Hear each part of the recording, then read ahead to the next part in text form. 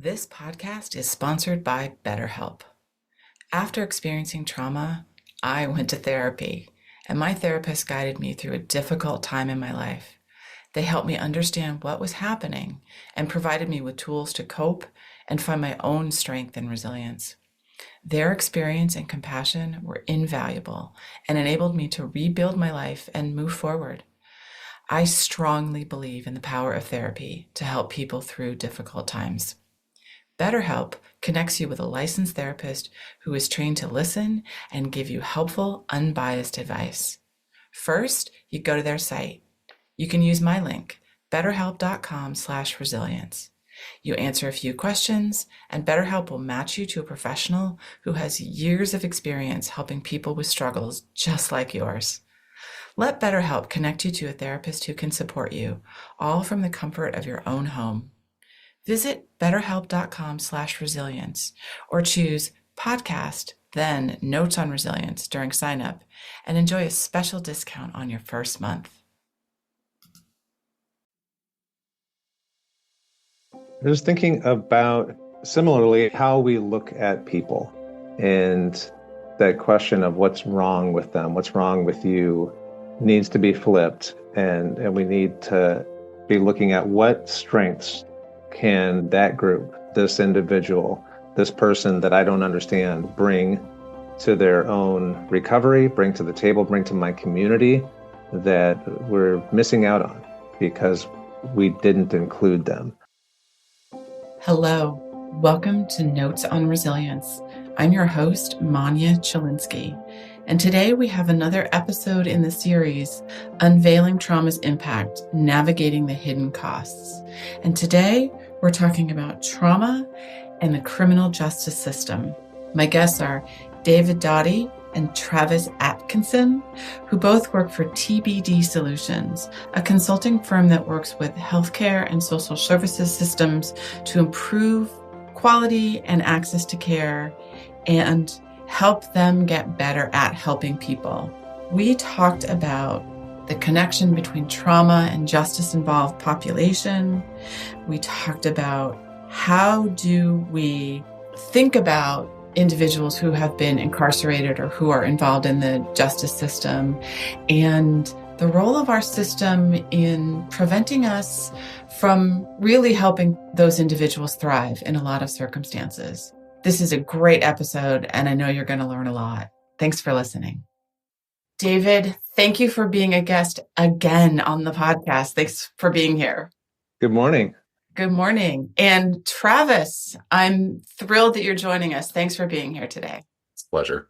Before we dive into the topic at hand, I have a little lighthearted question I want to ask you both. And I'm going to start with you, Travis. If you could have dinner with any historical figure, who would it be and why?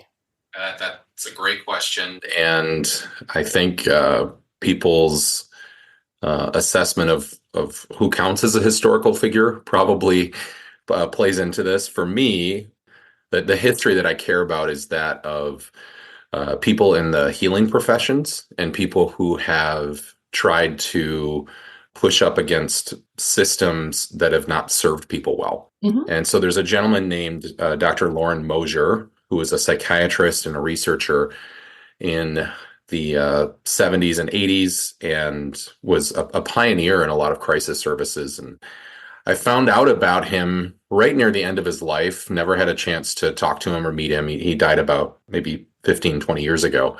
But I felt like I've tried to follow some of his footsteps and understand the way that he thought and the way that he cared for people. And I would just, I don't care what we would eat. I would go to my least favorite restaurant if I got to spend some time with him. So Loren Mosier is probably my person. Oh, that's great. I love that. And that he had such an impact on your career, and it would be amazing to have a chance to meet with him. Thank you for sharing that. David, what about you? Yeah, I am a person that struggles to answer questions like that. And I did a little bit of thinking about myself, and it seemed like Mark Twain, or Samuel Clemens, if you prefer, was a person that I would love to spend some time with. You know, he was witty and obviously funny, but he was really a social justice kind of a pioneer back in the day. And I think it would just be intellectually stimulating. I think he always seemed like such a down to earth person. Thinking about our topic, obviously, racism reform is something that he was on the forefront of for his time, right? In Huck Finn and things like that. My favorite quote was, whenever you find yourself thinking like the majority, it's time to pause and reflect. I like that. Great choice. And like I say with all my listeners, I so wish we could make these happen. And if I couldn't join you, at least I could hear about it afterwards, because I think these would be such amazing conversations. Thanks for sharing. And so we're here today to talk about the hidden cost of trauma. And the three of us are going to be talking about the price of trauma and the criminal justice system. And just a quick overview, it's like in the context of this discussion, when we're talking about hidden costs, it's a range of things. It could be financial cost, but also opportunity costs or burden on society, or things I'm not even thinking of, things that we're not really accounting for. So I'd love to just start, I think, first with you, Travis, and then with you, David. Like, when we're looking at trauma and justice involved individuals, what are the biggest costs, we think, just overview to society? Travis? When I think of the costs for this population, it starts with quality of life and also the impact that it has on their community, whether that's a large community or their family. And when an individual experiences trauma, humans by instinct are survivors. We exist here because there's a long line of ancestors that overcame adversity and fought through difficult situations to get here. And certainly they had some help. They had their tribes, their people around them to help them. But where trauma can come in here is that it puts you a few steps behind your peers as far as the resources that you have to succeed, the ability to capitalize on opportunities, and to live the life that you want to.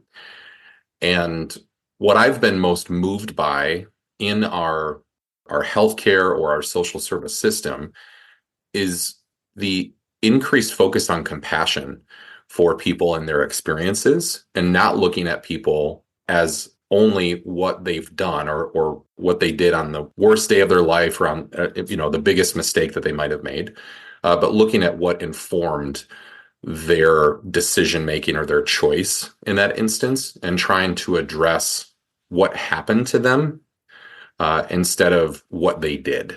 And I think that's an important aspect of considerations for trauma is what happened to this person. And I heard this in some of the programs that I worked in, that the people with lived experience with mental illness, addiction in the criminal justice system, that would be one of the first questions they would ask the people they were serving is what happened to you, or tell me your story, not let's work on this issue alone that's plaguing you as if this was entirely your fault and we need to, move you on some sort of course of correction. Right. David, what about you? Well, that was very eloquently said, Travis. The first thing that comes to my mind, and I'll take this perspective from adverse childhood experiences, just because I've been focusing on that a lot, not because it's, those are the only sources of trauma that people experience, but because it just makes such a nice framework. And there's such good research on the health outcomes. And obviously, when I say health, I'm including mental health. Right. But you look at people in poverty, people that have been affected by racism, particularly Black Americans. And I may have mentioned with you previously that the data for Black males between 24 and 35 going to jail and prison was that up until about, I want to say 2010, there were as high as 1 in 9 Black males in that age range that had been to jail or prison. It's a little bit better now, but unfortunately, the data is showing that we're seeing more Black and brown women being incarcerated. And when you think about ACEs, someone in your family being incarcerated or parental separation and divorce, that's an ACE. You've got a parent go to prison, you're losing out on that parent's effects, and it really has this cyclical down the generations impact. And obviously, it's hard to measure the societal impacts of that. Obviously, there are financial costs, Right. but lots and lots of social, emotional heartache costs with that kind of thing. Right. Now, David, I know you and I have talked about this before.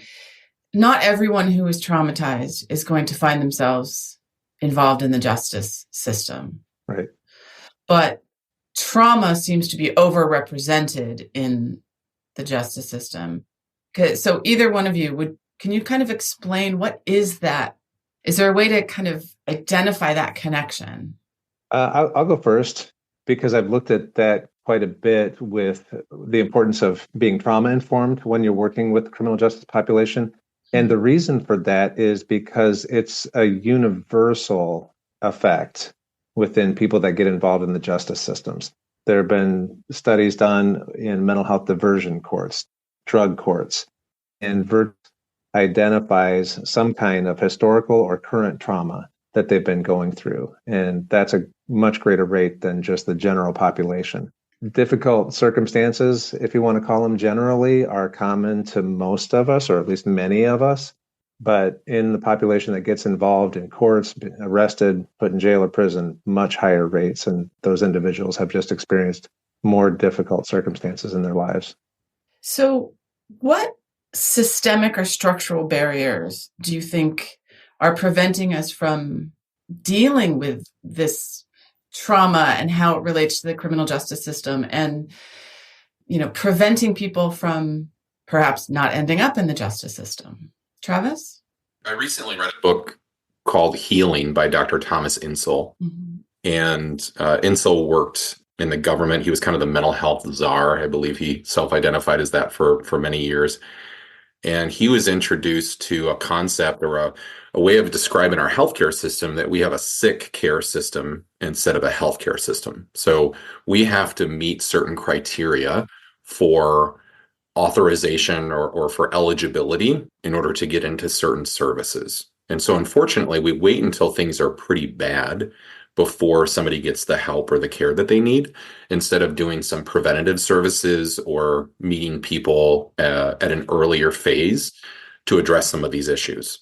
And part of that goes back, I think, to just our reactionary nature of our society.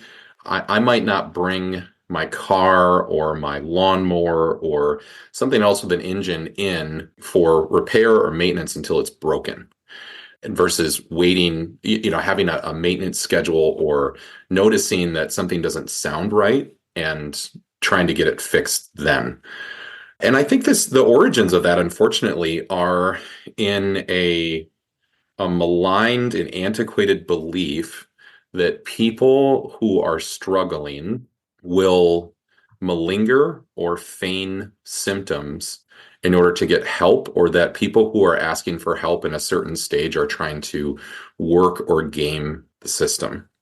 So changing those systemic barriers, I think, begins with trust from the practitioners and from the gatekeepers, to say that if a person is expressing or verbalizing a concern or a problem or a challenge, that first of all, we believe them. Mm-hmm. But second, that we don't set up a number of barriers for access to something like food stamps and say, you're not poor enough to get this, when we're not taking into consideration the experts that they are at their own lives.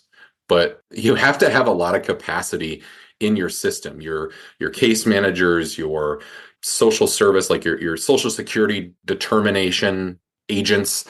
They have to have low caseloads in order to do that. When they are really overwhelmed and overburdened, they're going to just flip the switch decisions instead of having the time to think about the person in front of them. What steps do you think we as individuals, or we as organizations, or as a society can do to address this trauma better and help slow down the number of people who are ending up involved in the justice system because of trauma? David, how about you? I love part of Travis's answer, the words individuals being experts about themselves Mm-hmm. is so important. And we absolutely, as a society, don't take that approach with people, particularly people that have been kind of abused by the systems that we have in place. Mm-hmm. And one of the most powerful things that I learned about was through the organization that you and I have been at least learning from, if not taking active roles in at various times, the Center for Trauma Informed Policy and Practice, where I learned about self-healing communities. And I thought that research was fascinating. And I thought the most important step that they took was being very intentional about including everybody in their community, everyone in their community who really had something to say about what mattered to them Mm-hmm. and how to improve their lives. And that was one piece of the puzzle to start reducing adverse childhood experiences. So I think preventing adverse childhood experiences we know is really important and can be done. Mm-hmm. I don't know if people think that way. Like we can actually do things to make communities healthier so that people don't get abused, people don't go to prison and jail, people aren't neglected, children aren't neglected. But we need to also, because not all of those things can be prevented, start building capacity for parents to build and mentors and teachers to build positive childhood experiences. Yes. When one, possibly two people take a really genuine interest in a child, that matters and it builds resilience. Mm-hmm. It builds the ability to withstand those difficult things that we go through. Dave, I really like what you said about inclusivity of communities and hearing from people. I think inclusivity goes beyond gender and race and some of those other basic factors we think about, but it also speaks to including voices of people with lived experience with mental illness, addiction, the criminal justice system. We do some pretty exclusive, and I don't say that in a good way, like, oh, look at your exclusive, like Kohl's cash that you got in the mail, like in a bad way. We do some pretty exclusive things to people in the criminal justice system. We don't allow them to vote. We sometimes take away their Medicaid or their benefits and take a while to reinstate those when they're returning to society. So what is that saying? That's saying that we're creating an us and them paradigm. And once you make a bad decision, or once you act out of your normal rational self, well, then we don't care about your opinion or about your voice anymore. And Americans have gotten really good at being exclusive, at keeping people out, doing a lot of gatekeeping. And I think that needs to change. Because the one of the main points, especially of jail, but also of prison, is restoration, is learning from your mistakes and being able to come back and do better and still live a meaningful life and be a productive member of society.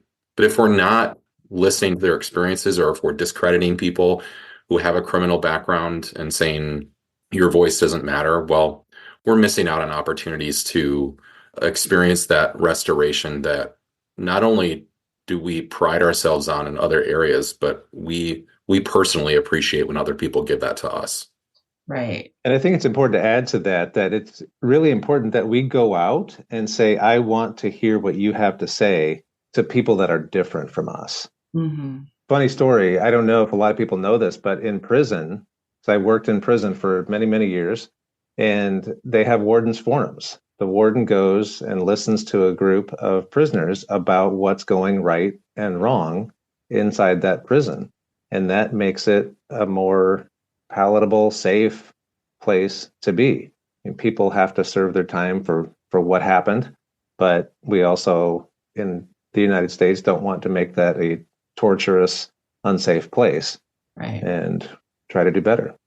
And I think this point about inclusivity at all stages is, I've been involved in situations where I'm not necessarily going to get my way, or the thing that I want to have happen is not necessarily the thing that's going to happen. But if you actually ask me for my opinion, and you're asking other people for their opinions, then I trust that the answer that you come up with is at least going to be informed, even if it doesn't go the way that I really wish that it would. And it's so curious to me why many of our organizations aren't as inclusive as I think the rest of us would wish them to be. But David, that's impressive. I did not know there were, in your system, for example, that the warden would do that. I think that's amazing. Probably couldn't do everything every prisoner wanted, but at least was listening to them. Being heard, so important. It's very important. In your opinion, what are the ethical and moral obligations of us as individuals or institutions when it comes to acknowledging this cost of trauma and how it's relating to the criminal justice system? I can't say enough about what we were just talking about in terms of including people. We have to acknowledge the societal impact that has happened to individuals that get disabused in our systems, and then actually treat them as the individuals that they are. Yes, you've been impacted by this, and yes, you have important things to say about what's going to be healing for you, that we have to build into our systems and into our own ways of thinking, approaches that are going to come to people that way. There's a quote that says, when you have more than you need, build a longer table, not a higher fence. I don't think a mindset of zero sum or of a scarcity really serves us well. I imagine if you polled homeowners, many of them have more rooms in their house than they have people living in those rooms. So we live in an era of abundance. We have means, we have capacity. Most of us don't have to work 12 to 18 hours a day to make ends meet. We have a lot of downtime, a lot of time to think, to enjoy life, be entertained, engage in recreation. So I think the obligations are, if you have your needs met, what could you do to help somebody? And that doesn't mean become a martyr or, lose your life for the sake of a cause. That's not for everyone. It's not for most people. But if you know that a trauma exists and you have the means to help someone, then I think that is an ethical concern or a moral concern, whether you're a licensed practitioner, whether you're a direct support professional, whether you're a family member. Along with that obligation is a belief in yourself that you can help someone. Mm-hmm. And before there were doctors, before there were, licensing boards, people were still helping people. And I believe that there is a power inside of us to help one another, and we have to exercise that power.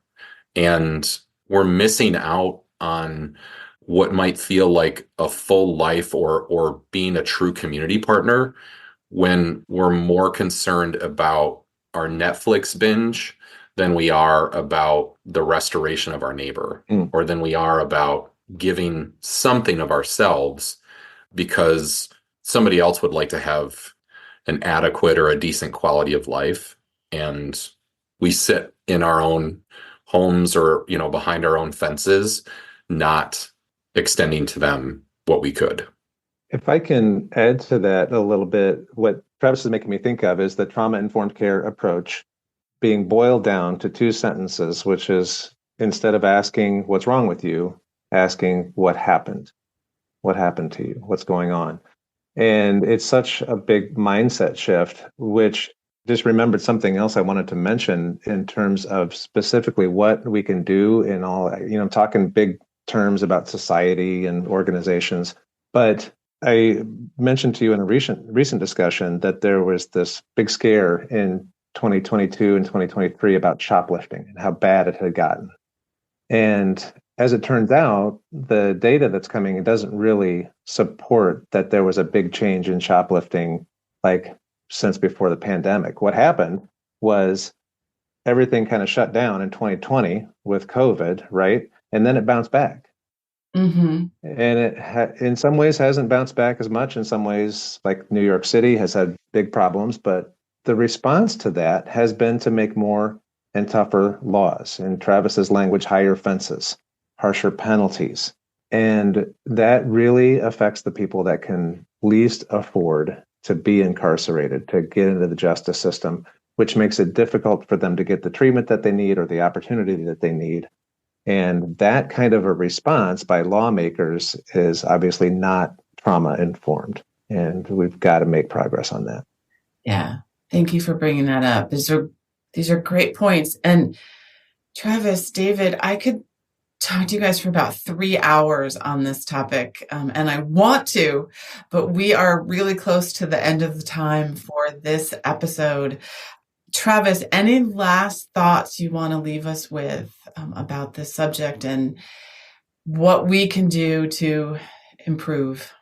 I think our ability to let our minds live in a gray area and recognize that people are not inherently good or inherently bad, they're just people, is an important skill or characteristic in our quest to take care of one another.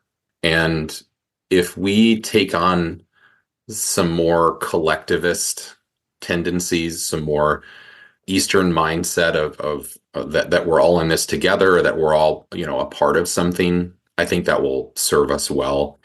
If we continue to live in silos and believe that other people are very different than us, or that we could never find any similarities or even any value in those people, I think we'll continue to struggle and suffer unnecessarily. And I think the suffering goes both ways. It's not just on the individual who's experienced trauma.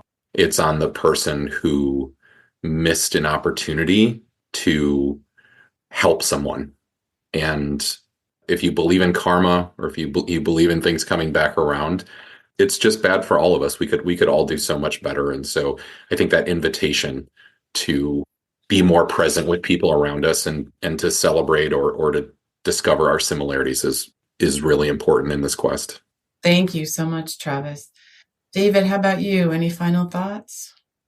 Well, I was thinking about similarly how we look at people, and that question of what's wrong with them, what's wrong with you, needs to be flipped. And we need to be looking at what strengths can that group, this individual, this person that I don't understand, bring to their own recovery, bring to the table, bring to my community that we're missing out on because we didn't include them.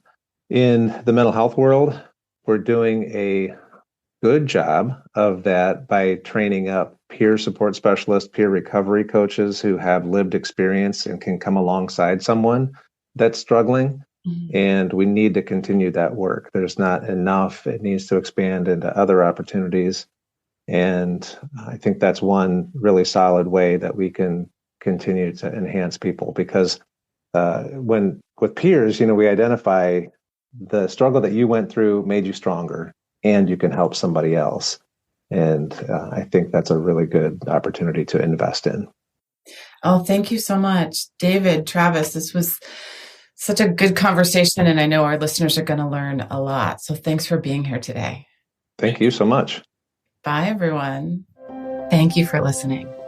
I hope you got as much out of this conversation as I did. So if you'd like to learn more about me, Manya Chilinsky, I work with organizations to help understand how to create environments where people can thrive after difficult life experiences. And I do this through talks and consulting. I'm a survivor of mass violence, and I use my experience to help leaders learn about resiliency, compassion, and trauma-sensitive leadership, to build strategies to enable teams to thrive and be engaged amidst difficulty and turmoil.